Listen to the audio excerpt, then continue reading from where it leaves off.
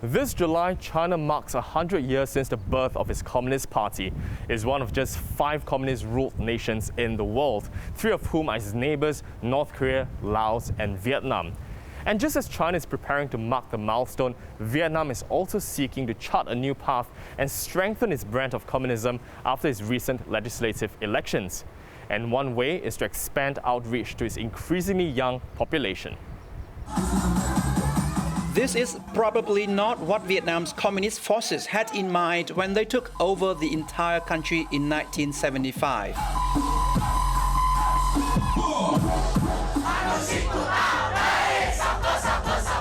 But almost 50 years on, they are still firmly in control. Đảng Cộng sản Việt Nam quang vinh muôn năm. Nước Cộng hòa xã hội chủ nghĩa Việt Nam muôn năm. But it wasn't a bed of roses for the past 46 years. Vietnam's Communist Party had faced an existential crisis after the fall of the Soviet Union and communism around the world in the late 1980s and early 1990s. But it survived by introducing reforms, marrying communist ideologies and capitalist economics, resulting in today's thriving economy, one of the fastest growing in the world. Tức là cái chế độ nào nó cũng sẽ có hai mặt. Ở Việt Nam thì có tính dân chủ nhưng mà có sự kiểm soát. But while the Communist Party grip on power shows no signs of loosening, one of its biggest challenges now is to remain relevant to young Vietnamese. According to a population census in 2019, over half of the population is under 35, and they've grown up in an increasingly pro-capitalist Vietnam. This younger generation, so what they call the 9X generation, the Chin X generation, they grew up in a time that pretty much only knew, Vietnam's relative prosperity and growth, pretty much only knew peace. They tend to be, and I think because of their exposure, they tend to be a little bit more politically indifferent. They are way less tolerant of corruption and inequality. These all show up in public opinion surveys. The party has vowed to crack down hard on corruption. And in January, Vietnam's anti-corruption czar, Nguyễn Phú Trọng, was crowned party chief again. Anti-corruption was also a major theme in May's general election, held once every 5 years, to select members for a largely rubber-stamp legislature. Nearly 900 candidates ran for the 500 seats in the country's lawmaking body. And the ruling Communist Party pulled out all the stops to ensure they get their preferred results. In particular, the Communist Party focused on reaching out to young Vietnamese through social media. I am a voter today. Tôi sẽ đi bầu cử, bạn cùng đi bầu cử vì tương lai của chính chúng ta. Tôi sẽ đi bầu cử 5 năm một lần vì tương lai của đất nước ta. Ta cùng đi, ta cùng đi, ta cùng nhau đi bầu. Đi, ta cùng đi, ta cùng đi, ta cùng nhau đi bầu. Đi, ta cùng đi, ta cùng đi, ta cùng nhau đi bầu. Đi, ta cùng đi, ta cùng đi, ta cùng nhau đi bầu. It may or may not have made a difference, but turnout was high. More than 98% of Vietnam's 70 million voters cast their ballots on election day. Hôm nay em đi bầu thì cảm thấy rất là vui, phấn khởi và háo hức anh ạ. Đây cũng là lần thứ 2 mà em được thực hiện nghĩa vụ công dân này. Và đây cũng là một cái cơ hội rất là tốt để mình được trải nghiệm với cả bầu ra những người mà thực sự xứng đáng đại diện cho tiếng nói của nhân dân. 32-year-old Lương Thế Huy was one of just 9 independent candidates who ran for the National Assembly elections. The director of a non-governmental organization said he hopes his nomination will inspire young Vietnamese to speak up about politics and social issues. Tôi đặc biệt quan tâm và sẽ cố gắng thúc đẩy việc thể chế hóa và đảm bảo thực thi quyền con người, quyền công dân phù hợp với Hiến pháp 2013. Trong đó có những luật liên quan thiết thân đến công dân được quy định trong Hiến pháp, luật về hội, luật bình đẳng giới sửa đổi, luật khám chữa bệnh sửa đổi, luật đất đai sửa đổi. But getting Hui's name on the ballot was no easy task. Though Vietnam allows for direct elections for its National Assembly, the ruling Communist Party still holds the key to the outcome of the elections. There are no opposition parties in Vietnam, and they get to decide who can be on the ballot. 5 years ago, Dr. Nguyễn Quang A had tried to run as an independent candidate to bring public attention to the electoral process. Nếu mà chúng ta tính rằng giả sử được 2 người thì cũng vẫn chưa được không phải mới được không phải mấy % thôi. Tưởng là không có ý nghĩa gì cả. Nhưng mà thực sự rất là có ý nghĩa. Là bởi vì nó tạo một cái sự khích lệ cho những người khác. But he failed to get on the ballot. Người của họ hay là tuyệt đại bộ phận là người của họ, và họ đã nói sẵn với nhau là phải bỏ phiếu như thế này hoặc là phải ý kiến thế kia. Và đấy là một cuộc, thực sự là một cuộc mang danh là dân chủ cơ sở, rất là tinh vi để loại bất kể ai mà người ta không thích. But even though the party's control over the election remains absolute, analysts say independent candidates can still make a difference, even if they don't make it to the ballot. And apart from them, voters also get to choose from among competing candidates put forth by the Communist Party. The self-nominees are trying to bring attention to their issues. Some of those issues don't align with the interests of the leadership. And the self-nominees would like to generate momentum for the issues that they would like to change. 46 years after the end of the Vietnam War, the country may always be associated with the fight to vanquish communism. And Vietnam's booming economy, even amid the COVID-19 pandemic, has shown that communist-led capitalism can work.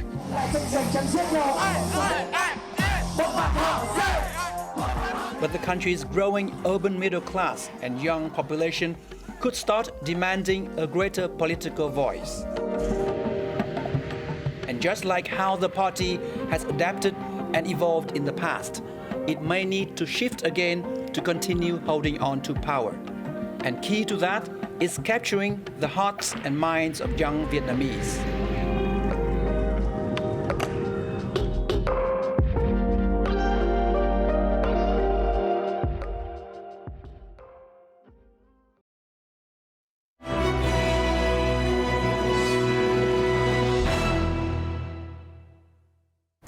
As China prepares to mark 100 years since the founding of its Communist Party, the milestone resonates thousands of kilometers away in Germany. The centenary of China's Communist Party provides an opportunity for former East German citizens to reflect on their own experiences living in the communist system. It's one of Berlin's busiest commuter roads, and wandering along Karl Marx Alley, you quickly get a sense of why the memory of communism still looms large here.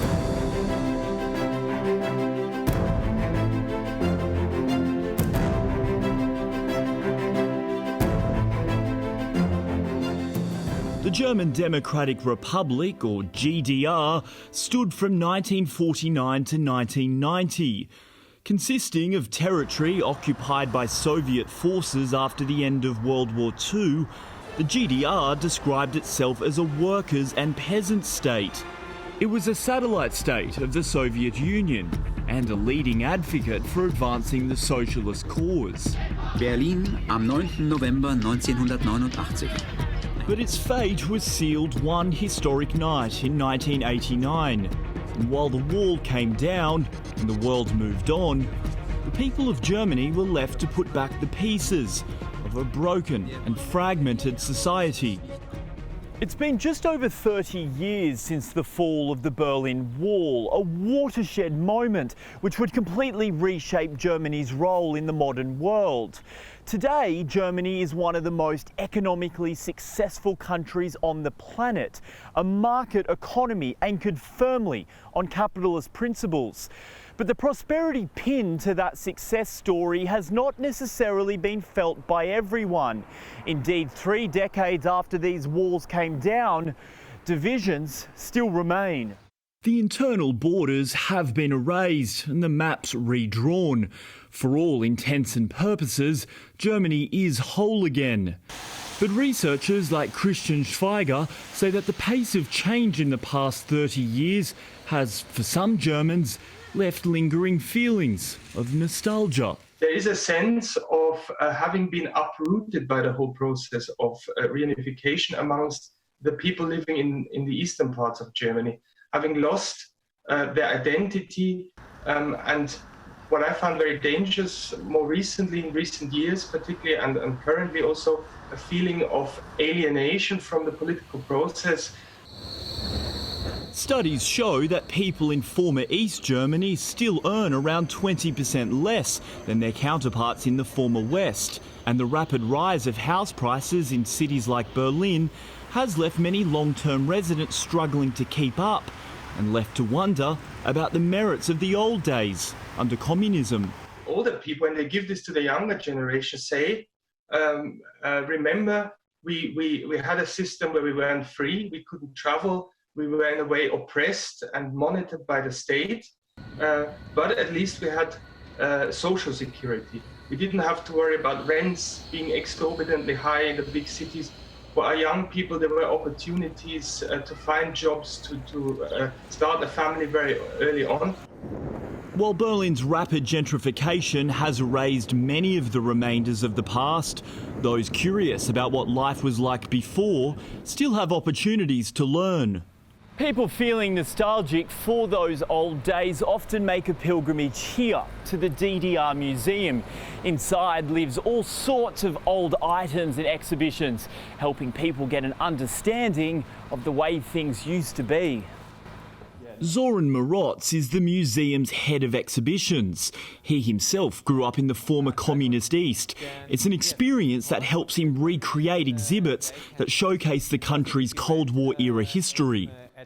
Wir sind hier im Wohnzimmer. Sie fragen gerade, ob das so üblich war, so zu wohnen. Durchaus. Ab 1973 wurde in der DDR das sogenannte Wohnungsbauprogramm unter Erich Honecker gestartet. Und in dem Zusammenhang wurden sehr, sehr viele Plattenbauwohnungen gebaut oder auch Neubauwohnungen genannt. Und von daher war es durchaus üblich, so zu wohnen. Given the GDR no longer exists, German museums now serve a vital role in bringing together citizens from the former East and allowing them to share their memories. Individuelle Förderung war natürlich viel geringer gewesen oder die individuellen Entwicklungsmöglichkeiten waren viel geringer. Und das hatte zur Folge, dass nach der Wende viele Menschen oder auch dann ehemalige Schüler, so wie ich einer dann gewesen war, plötzlich vor den riesigen Pool an Möglichkeiten standen, die der Westen eröffnete und sich erstmal orientieren mussten und dort neu zurechtfinden mussten, um diese Möglichkeiten auch für sich zu nutzen und wahrzunehmen. Den Abriss der Mauer selbst. After the reunification of the two Germanys, millions of people faced the hard work of rebuilding their lives. New jobs, new rules, even a new currency. But for many who lived under the oppressive weight of the GDR's massive surveillance system, those initial challenges were a small price to pay for sweeping personal freedom. Ich konnte das erste Mal wieder reisen. Ich durfte vorher nicht reisen. Hatte zeitweise eine totale Reisesperre aus politischen Gründen. Ich bin dann weltweit gereist und habe eine erfolgreiche Karriere gemacht. Bis an die Spitze eben in meinem Fachgebiet. Und konnte mich politisch engagieren, konnte frei meine Meinung sagen, war auch nie materiell bedroht. And for those considering the benefits of a return of communist policies to Germany, he has a simple message. Und die Jungen sollen sich da wirklich kundig machen, indem sie eben sagen, wir leben heute in einer Diktatur und das ist alles genauso schlimm und früher war alles besser. Das ist grundlegend falsch und das diskreditiert auch unseren Ansatz der friedlichen Revolution. Wir haben die erste erfolgreiche Revolution in der deutschen Nationalgeschichte zustande gebracht. Und das wird durch diese Meinung jetzt entwertet. Some 30 years on, the wounds of the past do continue to heal, but the piecing back together of a divided Germany is undoubtedly one of Europe's great success stories of the 20th century.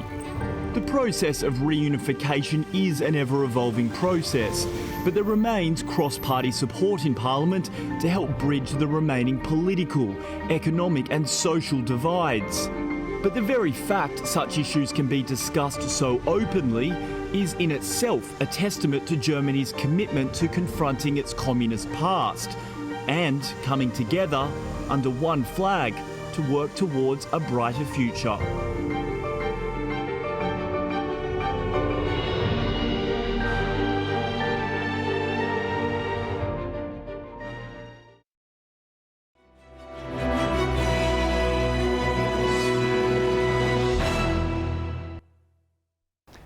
As the Communist Party of China commemorates its 100th anniversary, South Africa's Communist Party too is marking its centenary this year.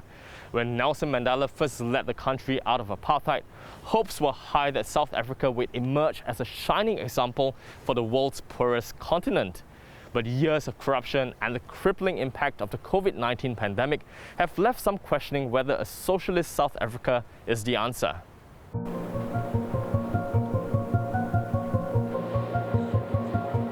Cape Town, often referred to as the mother city, is also the birthplace of South Africa's brand of communism. It was here that the country's Communist Party was founded in 1921. But by 1950, Africa had become caught up in the Cold War between America and the Soviet Union. And fears of communism caused South Africa's Communist Party to be banned and forced into exile. We don't know too much about the party in exile. Not much has been written. One hears from people I know who were members of the party in exile, snippets of what was happening. After being forced underground during the early years of the apartheid regime, South African communism might have faltered or collapsed. Instead, its foundations grew stronger. And when apartheid finally fell, its party members became an integral part of the ruling ANC. It was an ally of the African National Congress in the fight against apartheid. We try to be the political voice of the working class and the poor. What we have achieved under the African National Congress. That claim over a special relationship with South Africa's poorest and the mission to distribute wealth more equitably came to underpin the country's new identity, one of inclusivity, racial equality and a government for the people, by the people.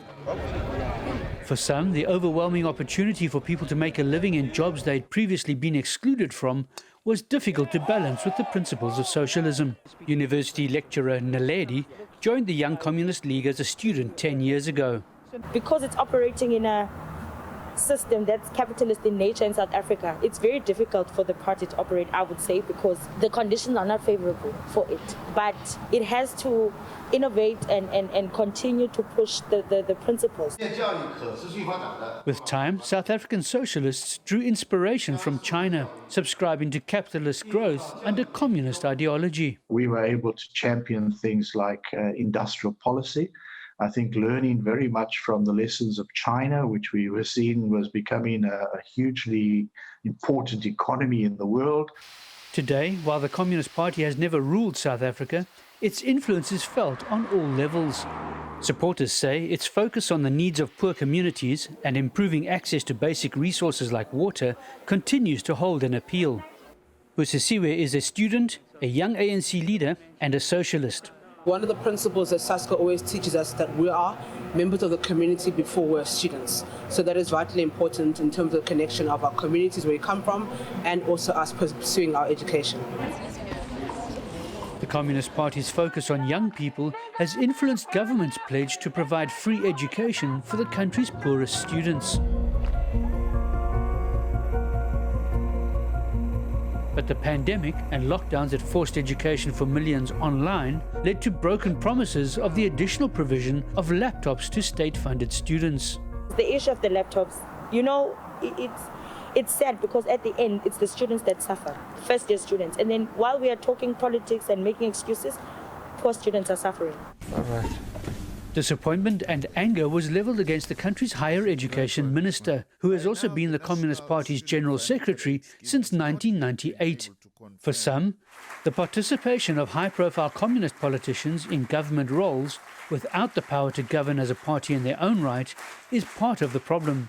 We have a problem, firstly, of deploying people through the umbrella of the ANC to government, but when they get there, we don't see them standing out as the communists. So they sort of blend in. Times have also changed. The anti-apartheid movement once attracted support from big communist powers like Russia, propelling South Africa's own Communist Party to centre stage. But those days are over, despite the ongoing soul-searching over the makeup of today's ruling party. You have to assess the balance of forces around particular issues and obviously take decisions based on the analysis of the circumstances we find ourselves in. I do think that one of the key strategic objectives now is that we need to improve and increase the influence of working people and the poor within our own country. The esteemed members of the judiciary. But with communism on the wane around the world, with only 5 remaining communist states, it could be an uphill struggle, though that's not put some South African students off communism. Each generation has a mandate. It's either you betray it or fulfill it. So we're trying to fulfill the mandate of truly moving South Africa forward into a better society for all and future generations. Most students now attending South African universities are too young to remember life under apartheid. Their freedom was hard won by many underground Communist Party members, and they may never know their names. And for the Communist Party to survive, some believe it needs to remain relevant under new leadership. The problem with the reform-transform debate is that you can reform, but you never transform. So I think you've got to think about the transformation agenda. But to do that, I think you need to change the leadership of the SSC. Today, South Africa's Communist Party has around 310,000 members, which means it may never win outright control of South Africa. But the party itself has said the struggle is not over. And as communist nostalgia grows in parts of the former Eastern Bloc in Europe, in South Africa, the Communist Party continues waiting for its day in the sun. On the next episode of CNA Correspondent, we travel to South Korea, where my colleague Lim Myung-suk speaks to Koreans both from the north and the south to find out the lasting impacts of communism. Till then, take care and stay safe.